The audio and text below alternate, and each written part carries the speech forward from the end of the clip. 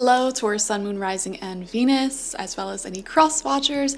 This is your reading for the week of August 28th to September 3rd, 2023. We're going to be looking into some oracle cards as well as 9 tarot cards. First card out for you is the Owl Spirit. Wow, beautiful. Owl Spirit has been coming out a lot actually this week ahead, and it's a lovely spirit guide to have to help us see the past, present, and future very clearly.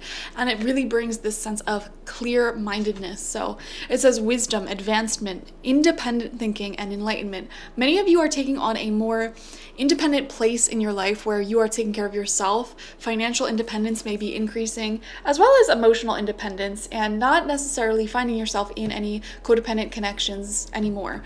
Okay, kind of being in control of your own life path. That is the wisdom that the Owl Spirit delivers us, is anything we need to know in order to be self-sufficient and get on our own life path and think for ourselves. Next, we have Faith with the third eye chakra. You are surrounded by spirit guides at this time. Big time, big time. Okay, I feel like your faith in the universe is increasing. Things that you are wishing for, hoping for, praying for is coming through, and you're being rewarded for any hard work or efforts you put in the past, any hard lessons that you had to learn, any leaps of faith that you have taken in the recent past. It's being paid off a lot this week, okay? So that is beautiful, and we actually see your spirit guides all bringing in a gift. By the way, if you hear that background noise, it is an ice cream truck. My window's open. Which just reminds me of like fun times as a child.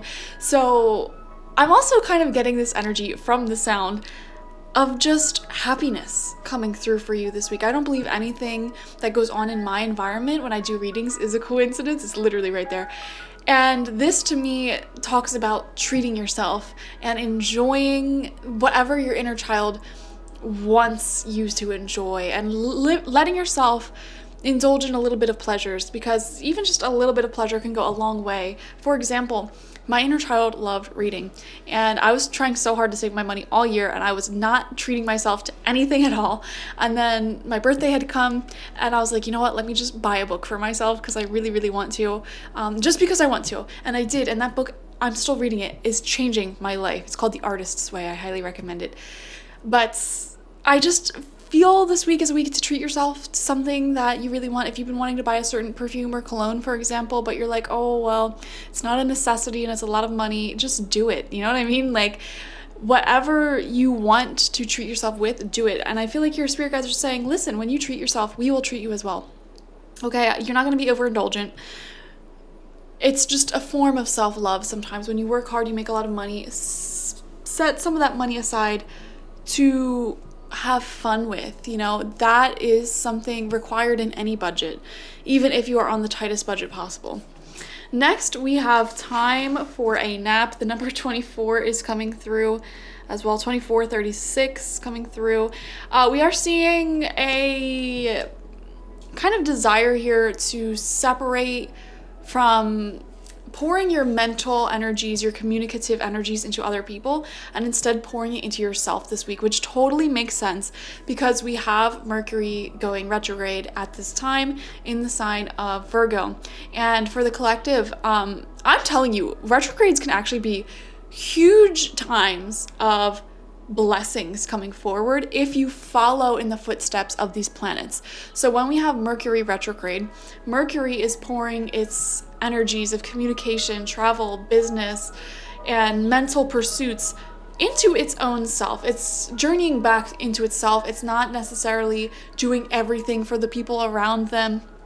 And you have to do the same thing, okay? Because the spirit of Mercury itself is within you because you are born of the stars and planet. So essentially, when we have these retrogrades, the message is to return back to yourself in the areas of life in which that retrograde is taking place. Now, this is taking place in Virgo, which is a sign of giving. And one of the biggest lessons for all Virgos is to really learn how to give to yourself as much as you give to other people. So what I'm seeing for you at this time is taking time this week to not make plans with anyone, okay, Taurus? Do not make plans with anyone except for yourself. Of course, like, have a day or two of socializing if you want, but do not overbook yourself with favors for other people. You know, be selfish this week is what I want to say. Give yourself extra time to sleep, to eat, to indulge in a really luxurious home-cooked meal, to work on your projects, or to focus on your little routine that you do that just rejuvenates you and gets you back to center, okay? Treat yourself, all right? 9 tarot cards, 3 rows of 3. First card out is the King of Earth in reverse. This is you. Exactly, this is where you're coming from. The shadow attribute of the King of Pentacles, King of Earth in reversed is, well, for one, it could be greedy, but on the other hand, it's also being a people pleaser. And honestly, both go hand in hand. When you are a people pleaser, you are not communicating to people what your true feelings are. You are signing up for things that you don't want to do. Resentment is building, but you feel like you have to do things for other people and put on a show for other people simply so that they'll like you, because your sense of self-worth is wrapped up in what you can do for other people, which is very toxic. And that does make you selfish, because you are not offering a genuine relationship with people. You are not being a genuine self. You're being selfish with your own time, with yourself. Anyways. I can go off on a whole another side tangent about that. We are seeing that's where you're coming from. So this week is very, very, very much confirming that this is the week to give back to what has been neglected. For many of you, that is yourself, okay? You've been focusing so much on the people around you, the things going on around you. It's time for you to return back to self, to take a nap, and to kind of get any impending work done and just catch up on things like laundry, cleaning, self-care, routine. For a small portion of you, it may be the exact opposite, where intuitively you felt like you've been really in a selfish era, and not in a bad way, just like focusing on your own self. Like maybe you've been traveling or like doing things for the enjoyment of it and not really having a lot of responsibilities. And you feel the shift within you to actually go back to serving others or taking on more responsibilities. And for most of you, I feel like it's a weird combination of both. And I know that sounds very opposite of each other, but hear me out. You may be in a period of several years that are more selfish in nature. And by that, I mean like low responsibility, doing what you want, etc. And the past few weeks, you've been in more of a season within that greater season of giving too much away to others. So I'm seeing a shift going on with both of them. So this week, you're being asked to go back within, kind of reflect, take a nap, etc. And you feel this deeper shift going on within you that is asking you to embark on a bigger chapter of your life where you may actually be taking on more responsibility for your place in the world as a human, what you contribute to the earth, your responsibilities for other humans, animals, stuff, etc. You may feel guided to be more settled down, things like that. I don't know, taking on more responsibility as an adult. So moving on, second card out for you is the 8 of Air, feeling trapped. Yeah, you guys are trapping yourselves, I feel, with your own schedule, because some of you are just overbooking yourself with too much stuff, and it just makes you feel trapped. Others of you, like I said, it's complete opposite, flip-flop, 2 different energies here. Others of you, your schedule is so open and so you-centric that you're feeling lost in that, and you're being asked to start giving back to society, having deeper commitments. Maybe it's time for you to come out of a long period of being single and commit to someone, or commit to a new project or a move or something here. It's so different for 2 distinctly different groups of Tauruses here, complete opposite energies.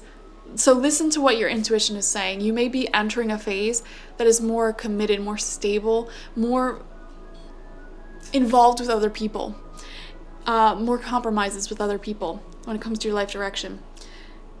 And on the other hand, I'm also seeing just a weekly need here to go within.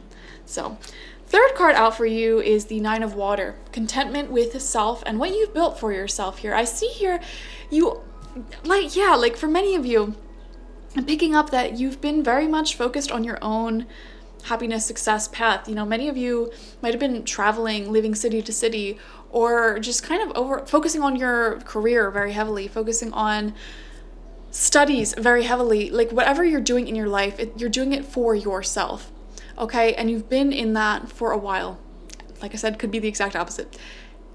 I just see like a node, it's like the north and south nodes switching halfway through your life. Like poles are switching here. If you are having a significant Taurus placement in your chart, this week I feel the energy completely shifting. So what chapter are you in? Comment it down below. Have you been focusing too much on other people and putting them first and over giving, and now you're feeling this shift within yourself to have a more selfish era, or is it the opposite? Leave a comment. I'd love to know, because no matter what boat you're in, you're feeling this 9 of water energy, which is contentment with everything that you've built, but it feels like that last cup is missing. And that's what this shift will bring in, is that last cup, you know? So you might have lovely relationships in your life that you've nurtured from a season of overgiving, but now it's time for you to reclaim that last cup, which is your own inner fulfillment.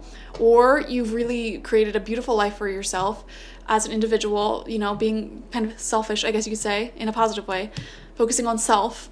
And that last cup could be these beautiful relationships and a grounded sense of family, long-term relationships. So whatever boat you're in, we feel a big shift approaching this week. Second row off for you, fourth card is the 9 of fire, protecting your peace. Yeah, go out of your comfort zone with this. It will feel very different. I feel like you're still kind of transitioning here. Center of your spread is the 3 of fire in reversed. I promise you, your dreams will continue to unfold. You know, just because you don't give as much to other people does not mean they're magically going to disappear out of your life. And just because you randomly decide that you want to focus more on relationships and settling down, that does not mean your ambitions are being thrown out the window and everything you worked for is leaving. Stop being so dramatic, Taurus. I promise you, your dreams are still here. What you have built is still here, and it's not going to go anywhere just because you need to take some time to nap or focus on yourself, you know? So there you have that.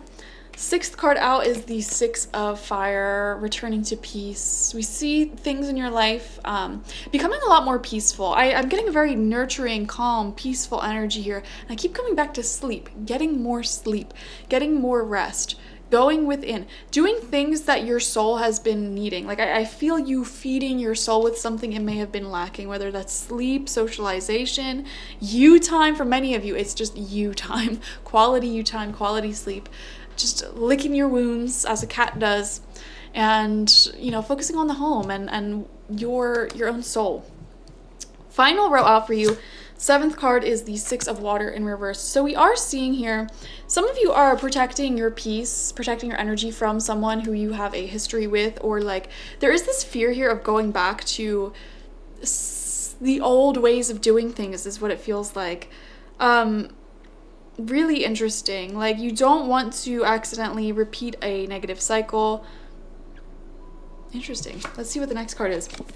2 of earth, balance. Yeah, this not wanting to go back to how things used to be may involve having an equal give and take with the people around you or the things in your life, you know, because I feel so strongly you were one extreme in the past. Either you are an extreme overgiver, giving all of your energy, love, and attention away to other people, obsessing over your relationships and your friendships, and just really focusing on other people's problems, their lives, going along with their plans, and not giving enough to your plans, your dreams, and taking care of yourself. Or it was the exact opposite. You were taking a lot and not giving a lot in return. And, you know, that may have caused some unhappiness or just feeling lost in life because you're not giving back. And when you give back, when you have responsibility for other people or situations, that's what brings us a sense of fulfillment. So that can be equally as devastating. And I see you not wanting to go back to that place, but rather you're wanting to build this beautiful, equal give and take, a balance for yourself this week. And finally, we have the Emperor. I think you're going to be very successful at doing this. You're getting really organized as well, very logical when it comes to your schedule and scheduling. For example, if you are trying to avoid overgiving and you're switching into a more selfish area of your life where you are giving to self, it is having some strict boundaries when it comes to your schedule and not allowing yourself to feel guilty. For example, if you have a kid that, you know, plays baseball or whatever, sure, you could be this super mom that goes to every single game, but you know what? If the games are always on a Saturday and there is like a cooking class you really, really want to take that is also on that Saturday, I promise you, you are not a bad mom for taking the pottery or cooking class or whatever the heck class you want to take. I promise you, because you know what? You're still paying for your kid to go to baseball. They have other adults in their life who they can connect with. And you know what? Like, I think that's just such a beautiful way to not breed resentment towards our own children and our own partners and our own friends, is to keep on nurturing ourselves and acknowledge that we cannot be someone's everything, even if they're our child. Like, we cannot be their sole soy sauce? What am I saying? Their sole source of happiness and contentment. And actually, your child or your partner or your friend will be a much more well-rounded, beautiful individual when they have the ability to connect with multiple various people, with multiple various personalities. Your child, your partner, your friend will become more adaptive. They will learn much faster. They will be exposed to new ideas, as opposed to if you were their sole source of giving. So that's what I want to say with that. Becoming more well-rounded people. All right. Thank you for joining me. Like, share, comment, and subscribe. Definitely watch for your sun, moon, rising, and Venus if you want the fullest overview of this week ahead. I also offer personal psychic readings on my website, spiritpsychic.org. I offer spiritual life coaching sessions there as well, and my goddess energy intention oil. So go ahead and check that out. Bye-bye.